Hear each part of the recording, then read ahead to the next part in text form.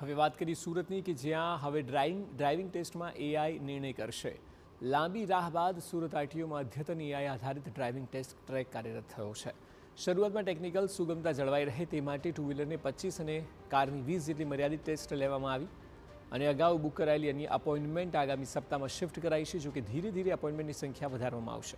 ત્યારે નવા ટ્રેકમાં જે દિવસની અપોઇન્ટમેન્ટ હશે તે જ દિવસે ટેસ્ટ આપવી ફરજિયાત રહેશે।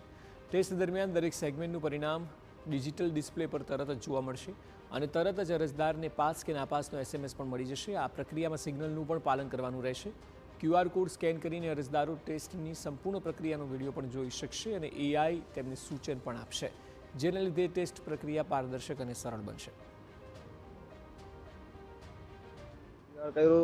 એકદમ ઇઝી છે। તમને એઆઈમાં બતાવી રહી કે રાઈટ હેન્ડ સાઈડ પર કે તમારી કાર પાર્ક થઈ ગઈ છે, હવે તમે આગળ વધી શકો છો। પછી આગળ બીજો પડાવમાં ગયા તો આપણે એનો છે ધારનો છે, ધારમાં પણ એકદમ ઇઝી રીતે। મહત્વનું છે કે એઆઈ ડ્રાઇવિંગ ટેસ્ટ ટ્રેક કાર્યરત કરતા પહેલાં ટ્રાયલના ભાગરૂપે ટુ વ્હીલર અને કારના અંદાજિત 500 ટેસ્ટ લેવાયા હતા। મહત્વનું છે કે કારના ટેસ્ટમાં કુલ 4 પડાવ રહેશે, જેમાં 4 પડાવ પાસ કર્યા બાદ જ અરજદાર પાસ ગણાશે। ત્યારે આ સિસ્ટમથી તમામ પ્રક્રિયા ઝડપી થતાં અરજદારોનો સમય બચશે। વ્યક્તિ પોતાનું એક ચારે સેગમેન્ટમાંથી જ્યારે પાસ કરશે ત્યારે દરેક સેગમેન્ટ વાઇઝ એને પાર્ટલી રિઝલ્ટ પણ ખ્યાલ આવશે। ધારો કે કોઈ પાર્કિંગમાં ફેલ થશે તો તરત તેને બતાવશે કે અહીંયા જ એ વ્યક્તિ ફેલ થઈ ચૂક્યા છે, જેથી એ વ્યક્તિ સીધા જ બહાર નીકળી શકે।